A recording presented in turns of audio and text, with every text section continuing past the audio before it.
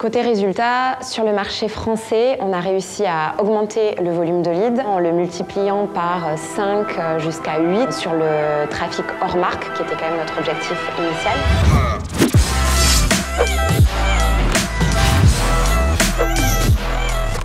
Je suis Marita Betting, Chief Marketing Officer chez Foodles. Je gère notamment tous les sujets de communication, d'image de marque et de marketing de performance. Foodles, c'est un service de restauration pour entreprises, notamment à partir de frigos connectés, qui répond aux attentes des entreprises et de leurs collaborateurs. On a pour objectif de réenchanter la vie au bureau en ayant un impact positif à la fois sur l'environnement et aussi sur la société. J'ai fait appel à Growth Society parce que j'ai identifié une marge de progression nette sur un de nos canaux d'acquisition qui était Google Ads. On avait peut-être des problématiques en termes de volume et en termes aussi de coût par lead que je souhaitais creuser avec des experts du sujet. Et en interne, du coup, on manquait à la fois de bande passante et d'expertise. Et à côté de ça, on venait de lancer un nouveau marché, le marché UK, pour lequel j'avais aussi l'envie d'être accompagnée. L'enjeu principal qu'on avait en faisant appel à Growth Society sur Google Ads, c'est qu'à ce moment-là, le budget Google Ads représentait pour nous environ 65-70% de nos dépenses paid media, mais que le volume de leads générés par Google Ads n'en représentait que 50%. Notre objectif, c'était vraiment à budget équivalent, pouvoir du coup diminuer le coût par lead, ce qui allait nous permettre d'avoir un volume de leads plus important et aussi de travailler le taux de conversion post-lead pour avoir des leads de plus en plus qualifiés. Côté UK, les enjeux étaient assez nombreux. Donc on arrivait sur un tout nouveau marché où notre service était assez inconnu, donc on devait un peu tout évangéliser. Et on avait vraiment l'objectif de pouvoir alimenter, fournir du lead à l'équipe commerciale qui était sur le terrain. On a défini les objectifs avec Growth Society en se basant sur la LTV d'un client Foodles existant. On a pris aussi les taux de conversion existants sur le funnel de vente et ça nous a permis du coup de déterminer des objectifs de CPL qui répondaient aux enjeux business. J'ai décidé de travailler avec Growth Society parce que j'ai trouvé les premiers échanges très simples, très fluides et déjà très constructifs. Et au moment de l'audit, ce qui m'a pas mal marqué, Growth Society était beaucoup dans le partage de connaissances, dans la montée en compétences du client et j'ai trouvé ça très, très enrichissant et stimulant. On avait des réunions hebdomadaires où on revoyait ensemble les résultats, on faisait les to-do de chaque partie, on prenait des décisions aussi sur les budgets, s'il y avait des arbitrages à faire, sur la stratégie à adopter. On parlait des prochaines étapes. En parallèle des réunions, on avait aussi un canal Slack sur lequel on échangeait de manière quasi quotidienne et très simple pour des sujets très opérationnels, très day-to-day. La collaboration avec Growth Society a toujours été hyper simple et très fluide. Growth Society nous apportait toujours des recommandations très pertinentes et très concrètes. Donc on travaillait sous un format de test and learn. C'était vraiment une démarche toujours très transparente et au final ça nous a aussi permis d'avoir des résultats de plus en plus performants. Côté résultats, sur le marché français, on a réussi à augmenter le volume de leads en le multipliant par 5 jusqu'à 8 sur le trafic hors marque qui était quand même notre objectif initial. Et sur le marché UK, on partait de rien et on a réussi à générer des premiers leads avec un volume hebdomadaire assez intéressant pour pouvoir alimenter notre équipe commerciale sur place. D'un point de vue plus personnel, moi, dès le premier call avec Olivier notamment, j'ai appris et j'ai pu monter en compétences. N'étant pas une experte des sujets Google Ads, j'ai beaucoup appris tout au long de la collaboration. Alors, j'ai pas forcément un seul point fort à mettre en avant, mais plusieurs, pour avoir travaillé avec d'autres agences. Je trouve que chez Growth Society, ce qui prône, c'est vraiment la réactivité, la transparence et ce partage de connaissances qui permet vraiment de travailler de manière beaucoup plus efficace et beaucoup plus performante. Je recommanderais sans hésiter à une autre entreprise de travailler avec Growth Society. Hello, hello, c'est Olivier, cofondateur de Growth Society, nouveau débrief de mission. Cette fois-ci, on va parler génération de lead B2B avec Foodles. On a commencé cette mission sous l'impulsion de Marie. L'idée était double. Sur la partie France, il fallait faire exploser le volume de leads tout en réduisant les CPL. Et sur la partie UK, on partait de rien, donc on était vraiment sur un lancement de régie. Sur les deux marchés, le tunnel était le même. Je vais quand même le rappeler pour que ça soit plus simple à comprendre. Donc on avait Ads, Landing Page, avec un bouton d'appel à l'action sur la landing page, qui ouvrait un formulaire Et ensuite, on avait tout le tunnel commercial des équipes Foodles. Allez, je rentre dans le dur et je vais vous décrire un petit peu opérationnellement comment on a travaillé sur la mission côté France. D'abord, je vais vous parler un petit peu de l'état des lieux de l'existant quand on a commencé la mission. Donc on a commencé par un audit de compte. Il faut savoir qu'il y avait un spend qui était mesuré mais pas non plus négligeable. On va dire une fourchette entre 5 et 15 K par mois. Sur les 30 jours qui précédaient la reprise du compte, donc on avait un volume de leads hors marque qui était vraiment très faible. On avait 95% des leads générés qui étaient faits sur de la marque via soit la campagne brand, soit la campagne Pmax, dont la marque n'était pas exclue. Et du coup, en faisant l'audit, on a identifié tout de suite 4 grands axes d'optimisation. Tout d'abord, la structure de campagne en elle-même. Il y avait notamment une organisation des mots-clés qui prenait pas en compte le niveau d'intentionnalité, les différents champs lexicaux, les volumes de recherche, et donc tout ça a été assez mal adressé. L'impact direct de cette mauvaise structure, c'est qu'il était du coup impossible d'aller chercher des niveaux de qualité corrects. On avait aussi dans certaines campagnes des groupes d'annonces en dynamique qui étaient mixés avec des groupes d'annonces de search classique, ce que nous on recommande pas parce que ça crée une grosse difficulté à maîtriser les termes de recherche. On avait aussi une approche de construction de campagne qui était un petit peu faite par secteur, ce qui s'explique par le fait que l'ancien gestionnaire de compte était plutôt formé à Facebook Ads, donc il avait tenté d'appliquer ces logiques-là sur du Google, ce qui n'était pas adapté. Et enfin, on n'avait aucun test qui était fait sur une campagne Pmax, qui aujourd'hui est quand même fortement recommandé. Le deuxième axe, c'était la gestion opérationnelle, donc le suivi et l'optimisation de cette structure qui était mise en place. Ça manquait du travail d'exclusion sur les termes de recherche, mais aussi du travail d'évolution des stratégies d'enchères pour améliorer la performance du compte et d'autres éléments comme des ajustements d'enchères sur les audiences et tutti quanti. Et je ne vais pas tout lister, mais la gestion opérationnelle devait aussi être améliorée. On avait aussi des axes d'amélioration côté tracking. On avait notamment des soumissions de formulaires qui remontaient dans les mêmes événements de conversion alors qu'on était sur des formulaires avec des intentionnalités différentes. Par exemple, un formulaire qui distribue des ressources et un formulaire qui est vraiment une génération de leads qui remonte dans la même conversion. Donc ça, c'est un piège un peu classique, mais qu'il faut éviter. Le but, c'est de permettre à Google de vraiment comprendre le plus facilement possible les différents types de conversions et la valeur qu'ont ces conversions. Il ne faut surtout pas mélanger des conversions qui n'ont pas la même valeur business. Et il manquait aussi un travail, du coup, de définition de ces valeurs de conversion, puisqu'on sait que, notamment pour pouvoir activer certaines typologies de stratégies d'enchères, et puis même pour que l'algorithme puisse tourner au mieux, on a besoin que chaque conversion soit attribuée à une valeur de conversion qui fait sens. Et enfin, on manquait aussi de conversion offline puisqu'on est sur un business B2B où on génère des leads, mais la finalité de tout ça, c'est quand même de générer du business. Donc là encore, on a besoin d'avoir un suivi de ce qui se passe après la création d'une opportunité et de savoir qu'est-ce qui génère derrière vraiment du client, des démos, etc. Voilà, donc il y avait pas mal de boulot. Comme d'hab, on a mis les gants. On s'est lancé dans la mission et on a tout fait pour remettre Foodles sur de bonnes bases. L'avantage, c'est que pour le coup, on savait que c'était pas un problème de produit puisque Foodles, c'est quand même un business qui tourne. On n'avait pas de doute sur le fait que c'était quelque chose qu'on allait réussir à vendre. À la reprise du compte, on a pris les choses dans l'ordre. On a commencé par remettre un tracking propre et parfaitement optimisé. Ensuite, on a cassé et reconstruit toute la structure. Et enfin, on a lancé Foodles sur des optimisations côté tunnel pour augmenter nos taux de conversion. Côté tracking, on a du coup corrigé toutes les imperfections qu'on avait détectées et que je vous ai détaillées lors de l'audit, mise en place des valeurs de conversion. On a ajouté aussi des éléments de tracking milieu de tunnel, tout ce qui va être main CTA, 45 secondes sur la page, etc. On a aussi déployé à travers HubSpot des conversions offline pour pouvoir suivre derrière ce que devenaient nos leads dans leur parcours de vente. Je vais m'attarder un peu plus sur la logique avec laquelle on a repris la structure. Sur ce business-là, on avait deux contraintes. Premièrement, les faibles volumes de recherche. On était sur un business où là, on n'avait pas un trafic énorme, ce qui nous a poussé à élargir un petit peu les champs lexicaux visés et à aller voir ce qui se passait sur des requêtes plus ou moins proches du cœur business. La deuxième contrainte, c'était la thématique food qui a créé un risque de toucher aussi du trafic B2C, ce qu'on voulait absolument éviter sur ce business-là. Du coup, on a choisi de s'orienter vers une structure qui était assez granulaire. D'abord pour maximiser nos chances d'avoir des bons niveaux de qualité grâce à l'alignement entre l'annonce, la landing page et les mots-clés, mais aussi pour avoir une bonne maîtrise de notre budget et pouvoir facilement adapter nos spends en fonction de la performance de chacun des axes qu'on a testé. Enfin, on savait aussi qu'on allait avoir en fait une optimisation à deux vitesses et qu'on allait à un moment donné devoir prendre en compte les performances vraiment business des leads qui avaient été générés.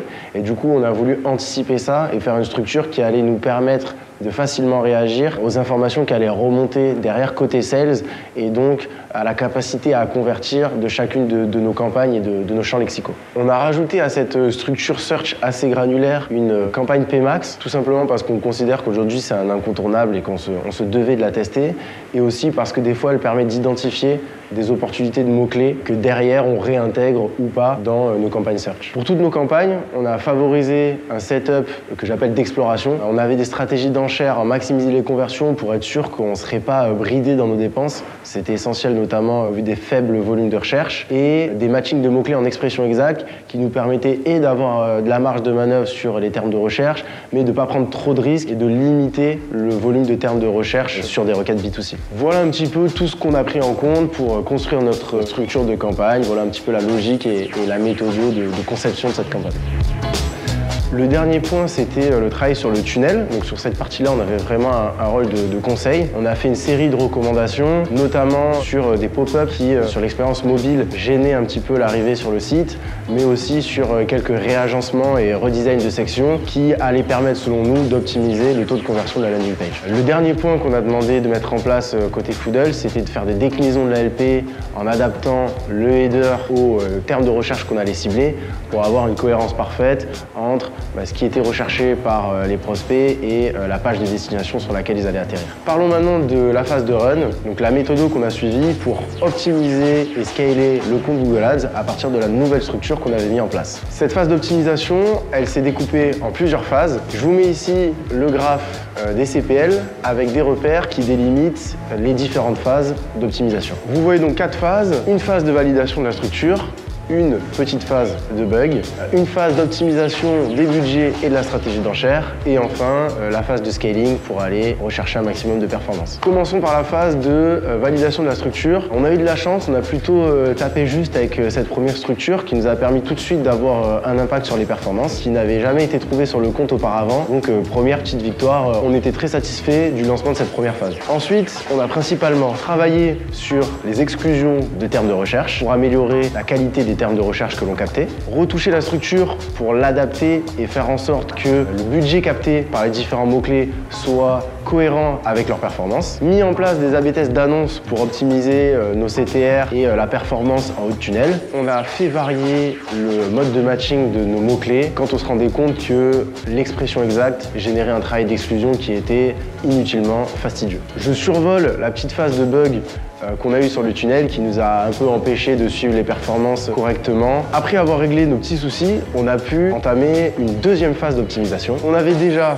validé les champs lexicaux qui avaient du potentiel, canalisé nos termes de recherche pour être sûr qu'on captait des requêtes qui avaient un intérêt pour notre business et obtenu des repères fiables sur les coûts par conv et les CPL qu'on pouvait obtenir sur chaque campagne. Ça nous a permis de nous concentrer sur 2 axes majeurs, l'optimisation des stratégies d'enchères et l'équilibrage des budgets sur les différentes campagnes. À ce moment-là, on a coupé la PMax et abandonné à peu près un tiers des champs sémantiques qu'on avait testés parce qu'ils étaient soit pas dans nos objectifs de CPL, soit parce que la qualité des leads qu'ils généraient n'était pas à la hauteur des espérances de l'équipe commerciale. Et on a déployé une stratégie d'enchères en CPA cible sur l'ensemble des campagnes entre la semaine du 9 novembre et celle du 21 décembre. L'objectif de toutes ces optimisations n'était pas d'augmenter le volume de leads, mais plutôt d'optimiser le CPL avant d'entamer la phase de scaling. On voit sur la courbe l'impact de toutes ces optimes qui a commencé à se faire ressentir à partir de la semaine du 12 décembre. On voit les CPL qui ont été quasiment divisés par 2 et qui ensuite n'ont cessé de réduire dans le temps. Nous voilà donc lancés dans la phase de scaling après avoir optimisé nos CPL, ajusté notre structure ainsi que nos stratégies d'enchères. L'entame de cette phase de scaling a été largement facilitée par plusieurs aspects. Tout d'abord un aspect conjoncturel, on l'a attaqué à la reprise des fêtes de Noël. En fait, on avait une optimisation des résultats qui était liée tout simplement à la période business. Elle tombait aussi après 3-4 semaines de modification des stratégies d'enchères. Or, on sait que des stratégies d'enchères, notamment quand elles sont avec des objectifs cibles, donnent le meilleur de leur performance au bout de 3-4 semaines de run. Et c'est aussi le moment où Foodles nous a livré les nouvelles landing pages et donc on a pu améliorer nos taux de conversion au moment de cette phase de scaling. Durant cette phase de scaling, on a progressivement augmenté les budgets pour aller chercher plus de volume. On a multiplié les A/B tests sur des setups de CPA cibles pour s'adapter notamment à nos nouveaux taux de conversion et au volume de dépenses qu'on voulait aller chercher. On a ajusté le choix de redirection et le tunnel de certaines campagnes en fonction des landing pages qu'on avait à notre disposition. On a mis en place des ajustements d'audience puisqu'on avait assez de points de données pour identifier les audiences les plus performantes et qu'on voulait aussi réduire le trafic et aller vers des audiences qu'on identifiait comme étant des audiences B2C. Et enfin, on a pu prendre en compte les données qui venaient des conversions offline puisque le délai de vente de Foodles est quand même un petit peu long et donc on avait besoin d'avoir plusieurs mois de recul avant de pouvoir identifier les campagnes qui convertissaient effectivement des clients ou pas, ce qui nous a amené vers un rééquilibrage des budgets vraiment orienté business. Un beau travail sur un compte Google Ads qui est aujourd'hui sur des bons rails et qui est une source business sûre et stable pour Foodles. Super réussite pour nous et pour leurs équipes. Passons maintenant à la partie UK. Sur ce marché-là, on partait quasiment de rien, on faisait vraiment naître un nouveau bébé. On a même repris le travail sur un compte Google créé pour l'occasion, donc on était vraiment from scratch. Je vais être plus rapide sur cette partie de la mission, puisqu'en soi, la logique et la méthode étaient assez similaires à ce qu'on a fait sur la partie France. Je vais plutôt m'attarder sur les contraintes particulières qui étaient liées à ce nouveau marché, à savoir la marque qui était inconnue, donc on ne bénéficiait pas du tout de la notoriété de Foodles, une connaissance moins accrue de l'environnement concurrentiel et le concept lui-même de cantine qui n'est pas développé au UK et qui était donc inconnu, qu'on devait évangéliser, ce qui n'est pas facile avec une régie comme Google qui est conçue pour capter des requêtes intentionnistes. On avait aussi des contraintes qui étaient un peu plus techniques. Comme le compte pub n'avait aucun historique, c'était plus compliqué pour nous de concevoir une structure, on avait beaucoup plus d'inconnus dans notre travail de conception. Les champs sémantiques étaient encore plus flous entre le B2B et le B2C en anglais, c'était donc plus difficile d'identifier les différents trafics et de capter uniquement le trafic B2B. Et les équipes sales sur place étaient moins formées à l'utilisation du CRM, ce qui a rendu aussi plus compliqué l'exploitation des conversions offline qui dépendent de la façon dont les leads sont traités. Voilà, c'est cet ensemble de facteurs qui a rendu la mission un peu plus compliquée au UK, même si à la fin, on a réussi à générer un volume de leads régulier qui a pu soutenir le développement de Foodles sur ce nouveau marché. Comme d'hab, première phase d'optimisation, donc on construit la structure, on l'adapte à la réalité des performances obtenues. Grâce à ça, on a fait un très beau départ, mais vous allez voir, les choses se sont vite compliquées. Le premier piège un petit peu dans lequel on est tombé, c'est qu'on a eu en fait une répartition du spend entre les différents canaux de diffusion, display, partenaires de recherche et réseau search, qui s'est déséquilibré et qui a handicapé nos perfs pendant plusieurs semaines. Un phénomène sournois parce que très progressif, qui s'est pas déclenché au même moment sur nos différentes campagnes et parce que en fait, dans un premier temps, l'ensemble des canaux avait des performances intéressantes et c'est qu'au moment où l'équilibre s'est défait qu'on a eu un décrochage complet des performances de nos campagnes. Après avoir réglé cette problématique en désactivant le display et les partenaires de recherche, on a fait une plutôt belle semaine. Puis on a entamé une courte phase de 2 semaines pendant laquelle on s'est contenté d'effectuer des exclusions de termes de recherche et des optimisations d'annonces pour éviter de trop perturber le compte. On avait en fait besoin de vérifier si, après avoir résolu le problème de diffusion, on allait pouvoir retrouver le niveau de performance qu'on avait eu sur les 4 premières semaines de lancement. À partir de là, on a dû serrer la vis parce que ça faisait plusieurs semaines qu'on dépensait en étant assez loin des objectifs de CPL que vous nous avez fixés Foodles et ils nous ont fait comprendre qu'ils ne pouvaient plus se permettre de dépenser à perte pour obtenir de l'apprentissage, ce qui est totalement compréhensible.